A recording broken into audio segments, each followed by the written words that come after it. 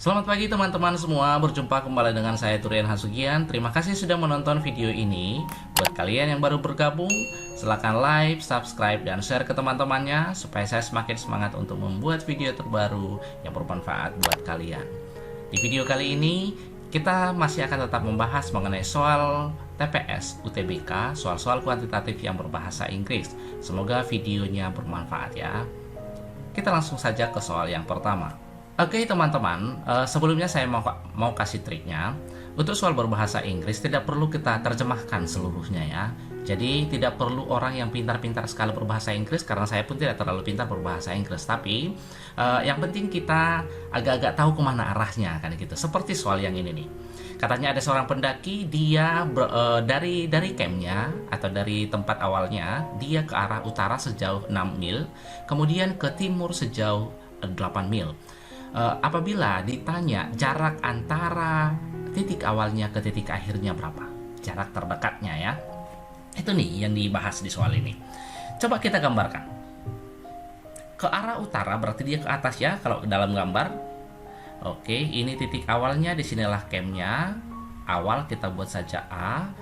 Katanya dia ke utara sejauh 6 mil, kemudian ke timur berarti ke kanan 8 mil.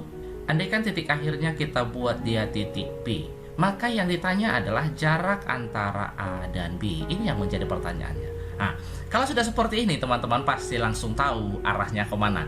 Ini pasti adalah rumus dari teorema Pitagoras ya. Kalau teorema Pitagoras ditanya sisi miringnya apa yuk? Maka ini sama dia dengan kuadrat sisi siku-sikunya. Ya, jumlah kuadrat kedua sisi siku-sikunya. Berarti 6 kuadrat ditambah 8 kuadrat. Ya, inilah dia dikuadratkan. Maka yang ditanya sama dia dengan akar dari 6 kuadrat 36 tambah yang ini 64, berarti akar 100 atau sama dia dengan 10 mil. Maka jawabannya adalah yang C. Jadi seperti yang saya bilang tadi teman-teman, yang penting kita tahu arah soalnya kemana. Jadi buat sobat semua yang mungkin kemampuan bahasa Inggrisnya itu seperti saya, hanya bisa bilang ya beberapa kata saja lah istilahnya yang memang agak-agak paham di bahasa Inggris, lihat saja inti dari soalnya itu ke arah mana. Jadi kita bisa menebak kemana kita arahkan soalnya untuk mencari jawabannya ya. Kita lihat ke soal berikutnya. Katanya di sini, a right cone, sebuah kerucut ya, sebuah kerucut mempunyai volume 273. Ya, biar kalian ini nanti, cone itu kerucut ya. Bagi yang mungkin belum tahu, katanya volumenya 273 dan tingginya 7 cm. Berapakah jari-jarinya? Kalau seperti ini tinggal hanya memasukkan nilainya. Apa rumus volume kerucut ya? Volume kerucut itu nanti sama dengan sepertiga VR kuadrat T. Kan itu ya, dimana T-nya itu tinggi, R itu adalah jari-jarinya. Volumenya berapa? 273 katanya di sini, sama dia dengan sepertiga kali V. Masih tetap V kita gunakan, tidak usah kita ubah ke 22/7 atau 3,14. Kenapa? Karena di optionnya masih tetap menggunakan V. Kemudian R-nya itu yang ditanya, T-nya adalah 7. Maka dari sini R kuadrat itu nanti sama dia dengan ini kali silang 273 dikali 3/7V.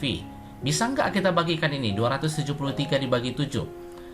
Sepertinya bisa ya. Ini bisa 3.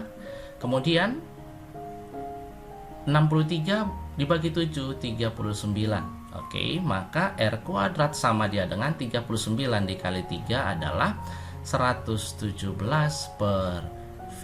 Sehingga R-nya adalah pasti akar dari sini, akar 117/V cm. Maka opsinya adalah yang C. Persamaan garis yang melalui titik 1,2 dan tegak lurus terhadap garis yang melalui titik 5,3 dan bergradien -6. Ini artinya adalah tegak lurus ya. Oke, slope berarti gradien maksudnya. Berarti sudah lebih paham ya. Ingat persamaan garis yang tegak lurus, apa itu syaratnya? Syarat dari apabila dia tegak lurus adalah M1 dikali M2 sama dengan minus 1. Ya, andaikan yang ini dia adalah M1-nya, maka M2-nya bisa kita cari. Ini hasilnya adalah minus 6 dikali M2 sama dengan minus 1, maka M2 adalah 1/6. Sehingga dari sini, untuk mencari persamaan garis apabila diketahui sebuah titik dan sebuah gradien, maka persamaannya adalah Y kurang Y1 MX dikurang X1. Y1-nya yang mana? Itulah yang 2-nya, inilah Y1, yang inilah dia X1. Maka kita masukkan kemari, maka Y kurang 2 sama dengan 1/6 X kurang 1. Kita kalikan ke dalam, 1/6 dikali X berarti 1/6 X. Ini 1/6 kurang 1/6 ditambah 2. Maka Y hasilnya sama dengan 1/6 X minus 1/6 tambah 2. 2 itu kan 12/6. 12 dikurangi 1, 11/6. Maka optionnya adalah yang D. Tentukan sumbu simetri dari fungsi kuadrat yang didefinisikan sebagai berikut. Yang ini nih, yang ditanya adalah sumbu simetrinya. Oke, saya buat dulu teorinya ya. Sumbu simetri itu yang mana? Apabila ada fx sama dia dengan ax kuadrat ditambah bx ditambah c, dan bentuknya ada kemungkinan seperti ini, ada juga nanti kemungkinan seperti ini. Maka sumbu simetri itu yang mana? Dia adalah yang membagi dua sama besar grafiknya. Inilah yang namanya sumbu simetri. Ini juga adalah sumbu simetri ya. Dimana sumbu simetri itu nanti dirumuskan dia dengan XP adalah min B per 2A. Jadi XP itu adalah titik puncaknya. Ya, titik puncaknya atau absis dari puncaknya. Ya udah, itu aja langsung kita cari.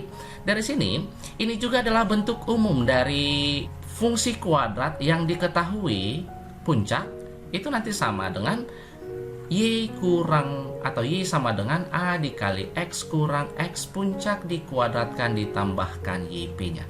Berarti sudah langsung dapat lah ya. Ini nih, sama dengan ini. Sehingga XP-nya adalah 1. Jadi jawabannya yang mana? Yang option B. Oke, maka persamaan sumbu simetrinya adalah X sama dengan 1.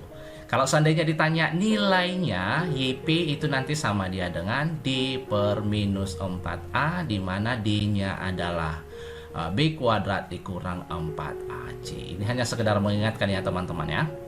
Oke, kita lihat soal selanjutnya. Katanya ada seorang teman ya mempunyai sebuah tas yang berisi 12 kelereng. Oke, kita buat dulu. Andaikan kotak-kotak gini aja lah ya. Ada 12 kelereng, katanya 4 berwarna merah, 4 merah, kemudian 4 berwarna biru, dan 4 berwarna kuning. Ini katanya diambil 1 biru, kemudian 1 kuning tanpa pengembalian ya. Berarti ini tanpa pengembalian. Berapa peluangnya? Oke, kita perhatikan karena ini tanpa pengembalian. Kita lihat dulu cara pengambilan 1 biru. Diambil 1 biru, birunya ada berapa di sini seluruhnya? Ada 4.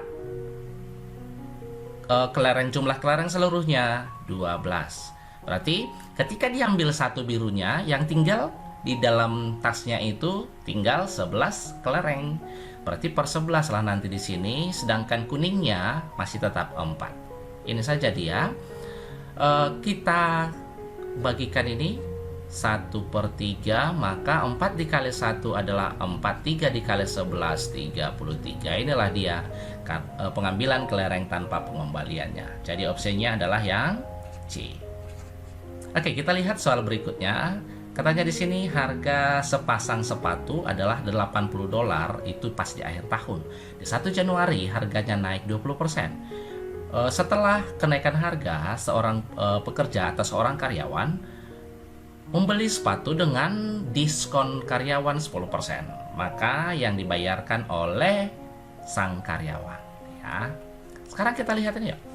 Berarti yang dibayar karyawan itu ada berapa persen lagi? 90% ya dari harga yang awal ya.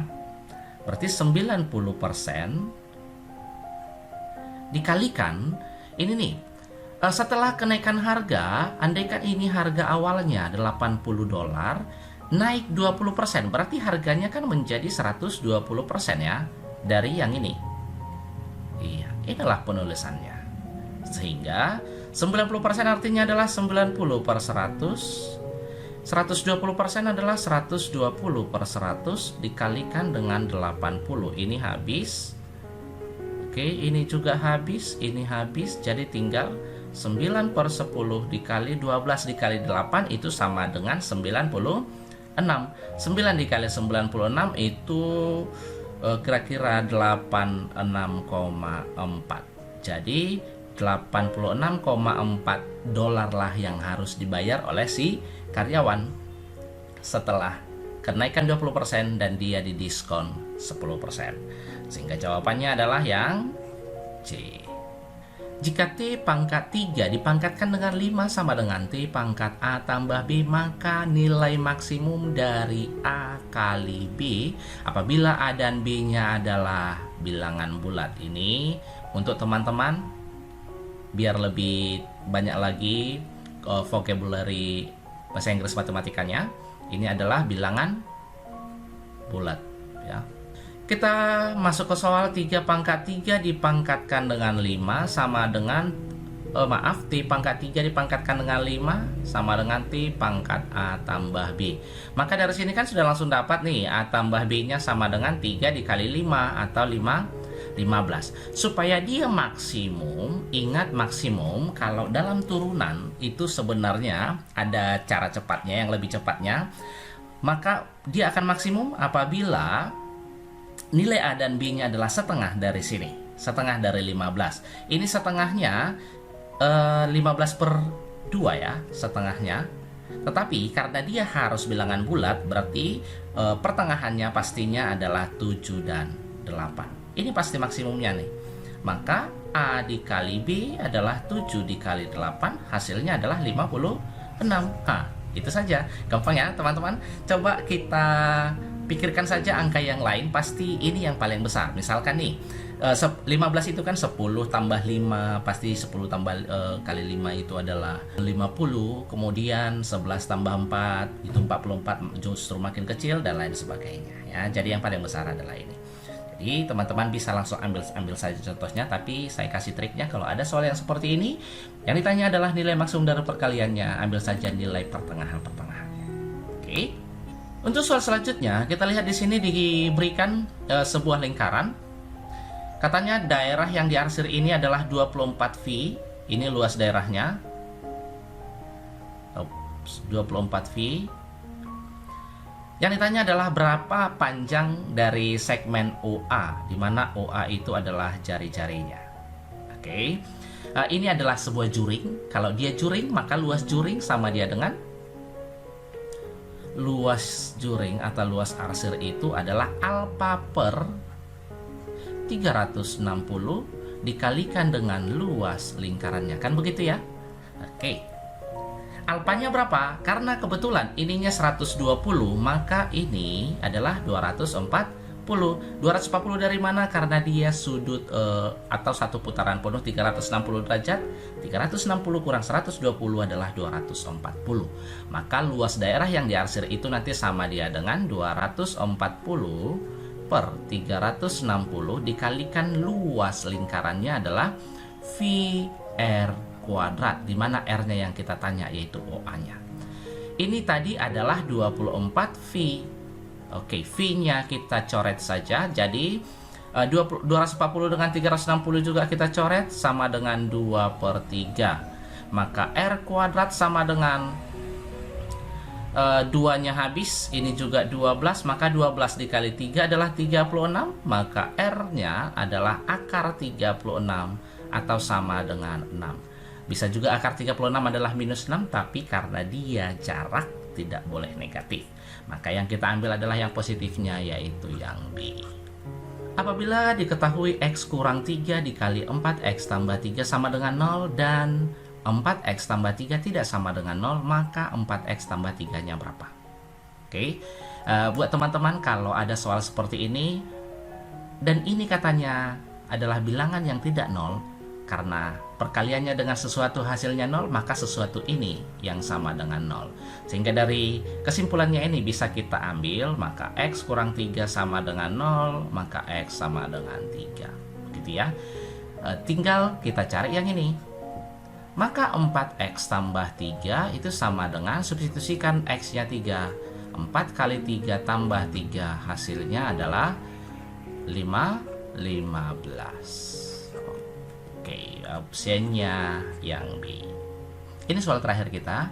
Jika X adalah solusi dari persamaan 2 pangkat 2X dikurang 5 kali 2 pangkat X tambah 4 sama dengan 0, maka X1 tambah X2 berapa? Kalau untuk soal seperti ini bisa kita misalkan 2 pangkat X itu sama dengan sesuatu A saja kita buat ya, untuk mempermudah nanti memfaktorkannya. 2 pangkat 2X itu kan bisa kita buat 2 pangkat X dikuadratkan dikurang 5 dikali 2 pangkat X tambah 4 sama dengan 0. Tadi sudah kita misalkan 2 pangkat X nya, berarti A kuadrat dikurang 5A tambah 4 sama dengan 0. Inilah kita faktorkan yuk. Maka cari dua buah bilangan apabila dikalikan hasilnya 4 dijumlahkan minus 5, yaitu minus 4 dengan minus 1, karena ini kalau kita kalikan ya positif ya, sama dengan 0. Sehingga dari sini kita peroleh A sama dengan 1, atau dari sini A sama dengan 4. Kita kembalikan lagi ke pemisalan tadi. A adalah 2 pangkat X, sedangkan 1 adalah 2 pangkat 0. X-nya berarti 0. Kemudian dari sini 2 pangkat X sama dengan 4 adalah 2 pangkat 2, maka X-nya adalah 2. Mau yang mana kita gunakan X1 dan X2 sama saja karena tidak terlalu dipermasalahkan di soal. Maka X1 tambah X2 hasilnya adalah 0 tambah 2 atau sama dengan 2. Oke, ini sehingga opsinya adalah yang E. Tetapi buat teman-teman misalnya malas melakukan seperti ini, bisa juga kita misalkan ini akar-akarnya adalah 2 pangkat X1 dan 2 pangkat X2. Maka karena yang ditanya adalah tambah ya, sebuah bilangan berpangkat, pangkatnya akan ditambahkan apabila bilangannya dikalikan. Sehingga 2 pangkat X1 dikali 2 pangkat X2. Apa rumusnya? Ketika kita belajar persamaan kuadrat, hasil kali akar itu adalah C per A. Jadi dari sini tinggal kita ambil 2 pangkat X1 tambah X2. C-nya berapa? Ya ini konstanta, yaitu 4. A-nya berapa? Koefisien dari X kuadratnya yaitu 1. Berarti per 1.